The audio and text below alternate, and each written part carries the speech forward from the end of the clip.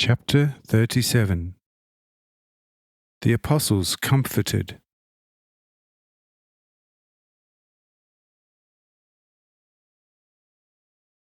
I said, "Since you are a man of this earth, you speak also as one of this earth. But he who is from above speaks differently, because he recognizes and knows well what man needs at different times for the liberation of his spirit from omnipotence and from God's wrath, in order to achieve true independence for eternity. Because the life of this earth gives neither life nor liberation to the spirit, but death. But the death of this earth is deliverance of the spirit to everlasting life and its true everlasting liberty. If I have to speak as just man, however, I say unto you that all this and far more has already been undertaken with the human race. Yet ask yourself, where, in your opinion, are the golden fruits thereof? What did not take place in the days of Noah? Yet how much did many improve temporarily above what they were in Noah's time? And what occurred soon after at Sodom and Gomorrah?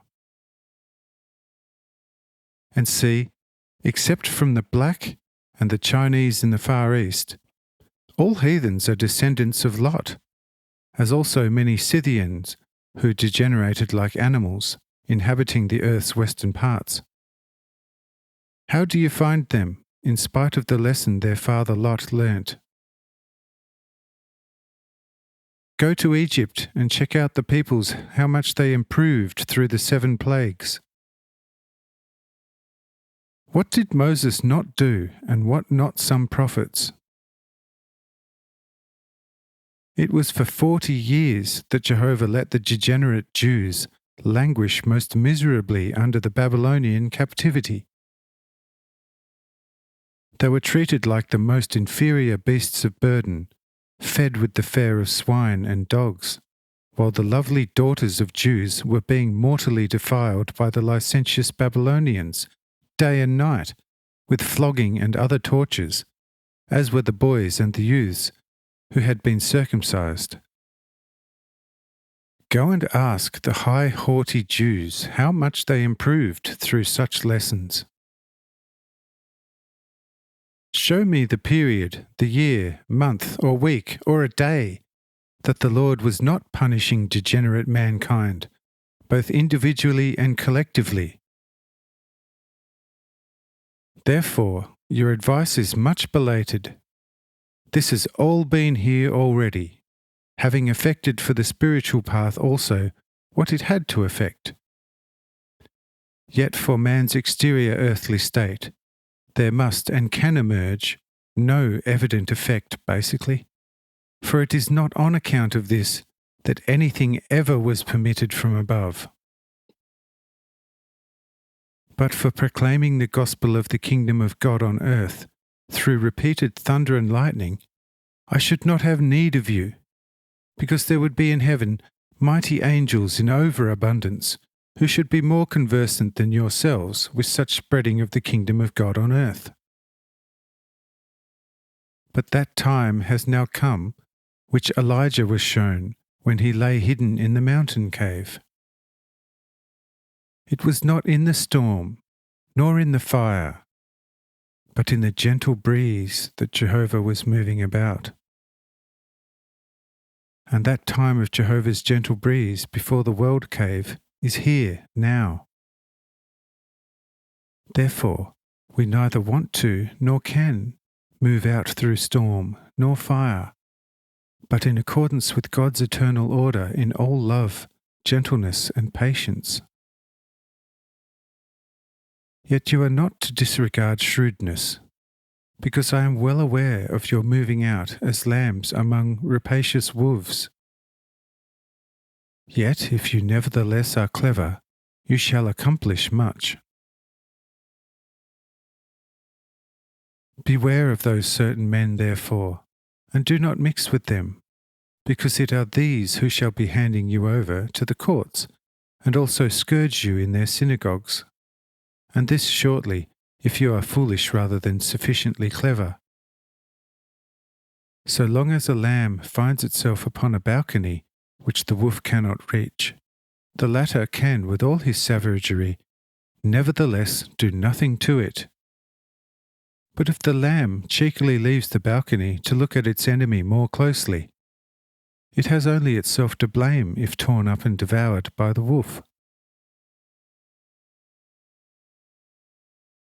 But later, after I shall have ascended to the heavens, to prepare everlasting dwellings for you in the Father's house, they indeed shall haul you before princes and kings for my name's sake, for a testimony against them and the heathens, so that it may be fulfilled in accordance with what Isaiah my prophet prophesied for all time and about the foolish kings in relation to the establishment now of my kingdom on earth. A fool speaks of foolishness, and his heart manipulates misfortune, to simulate hypocrisy and preach error about the Lord, to starve hungry souls yet more, and to stop their thirsty ones drinking. The rule of the tight-fisted is harm, finding as he does dodges aplenty to ruin the wretched with false verbiage, when he should be upholding the rights of the poor. But the upright princes will have princely thoughts and dispense justice accordingly. Arise, you haughty women, and hear my voice. You daughters self-assured, hear my speech but for a year and a day, and you self-assured shall tremble. For where there is no vine crop, there shall be no picking. Take fright, you haughty women, for it is the time of the uncovering and the girding of the loins. There shall be wailing for the fields, for the lovely friends indeed, and the prolific vines, because upon my people field shall be growing thorns and hedges, as also over all the houses of pleasure in the merry cities.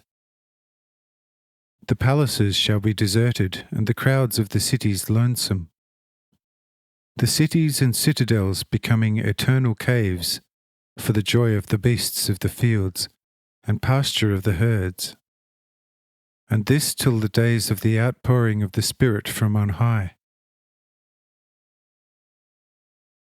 Thereupon the desert shall turn into field, and the field counted among forests, and justice shall prevail in the desert, and righteousness reign in the field.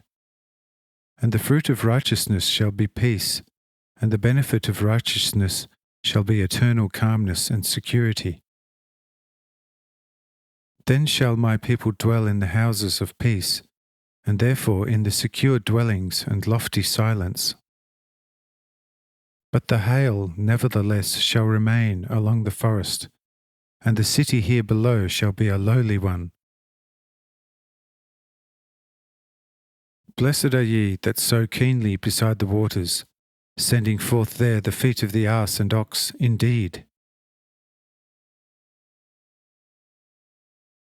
If you are therefore brought before and handed over to the foolish kings by the wicked fools of this world, as indicated by Isaiah, then do not trouble yourselves about what to say and how to justify yourselves, for it shall be given you in that hour what to say and how to justify yourselves. For it is not you who speak, but my Spirit, the Father's Spirit that speaks through you. This, however, applies only to the aforementioned second sending out, which you shall have to accomplish after my ascension. But for now, your burden is not to be an unduly heavy one.